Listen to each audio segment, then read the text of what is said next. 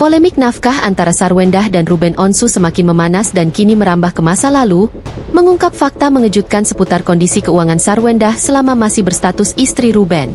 Setelah pihak Ruben Onsu mengklaim masih mengirimkan dana bulanan sebesar ratusan juta rupiah, 188,7 juta rupiah, kuasa hukum Sarwendah, Chris Siwu dan Abraham Simon, buka suara dengan narasi yang kontras. Sarwendah hanya menerima uang saku terbatas dan sistem pembayaran kebutuhan rumah tangga didasarkan pada sistem ganti uang atau reimburse. Pernyataan ini bukan hanya membantah klaim nafkah besar, tetapi juga memberikan perspektif baru tentang perjuangan Sarwendah dalam menjaga kemandirian finansialnya, yang kini menemukan stabilitas bersama Giorgio Antonio.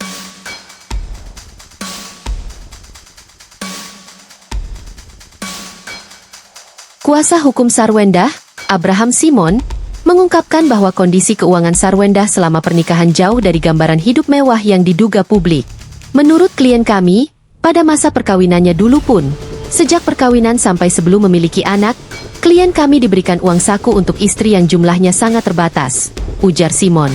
Yang lebih mengejutkan, uang saku tersebut disebut berhenti diberikan setelah mereka dikaruniai anak. Kemudian setelah mempunyai anak, tidak ada lagi uang khusus untuk istri, sambungnya. Fakta ini melukiskan gambaran bahwa Sarwendah tidak pernah benar-benar memiliki kendali finansial penuh atas uang pribadi, melainkan hidup dalam batasan yang ketat. Simon melanjutkan, segala kebutuhan rumah tangga dan anak setelah itu dibayar dengan sistem yang disebut sistem ganti uang atau reimburse. Yang ada adalah uang untuk keperluan anak-anak dan keperluan rumah tangga dan semua itu direimburse, jelasnya. Chris Siwu menambahkan bahwa meskipun Sarwendah mampu secara finansial untuk membayar semua kebutuhan tersebut terlebih dahulu, prosesnya tetap harus melalui penagihan. Jadi dibayar dulu baru ditagihkan. Sarwendah bukan tidak punya duit untuk membayar semua, dibayar, tapi reimburse, jelas Chris.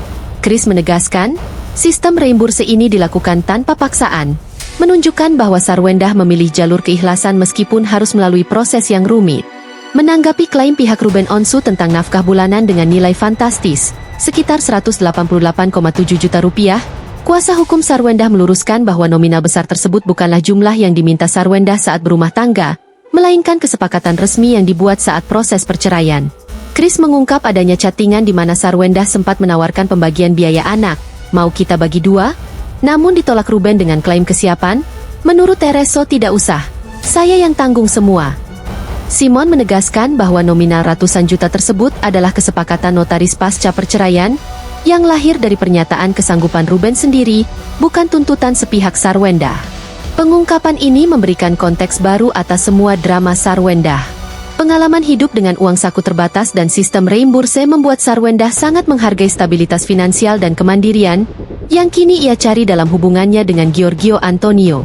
Hubungan dengan Giorgio, yang terbukti berujung pada bisnis internasional, kunjungan Somebmi, menawarkan Sarwendah kemitraan finansial yang setara, bukan lagi sistem ganti uang. Masalah debt collector yang mencari utang mobil Ruben Onsu di rumah Sarwendah kini terasa lebih ironis. Sarwendah, yang selama pernikahan hidup dengan reimburse, harus berhadapan dengan masalah kelalaian finansial mantan suaminya setelah berpisah. Pengakuan kuasa hukum ini menggarisbawahi perjuangan Sarwendah untuk mendapatkan kedamaian dan kepastian finansial yang kini ia cari dan temukan di luar pernikahan lamanya.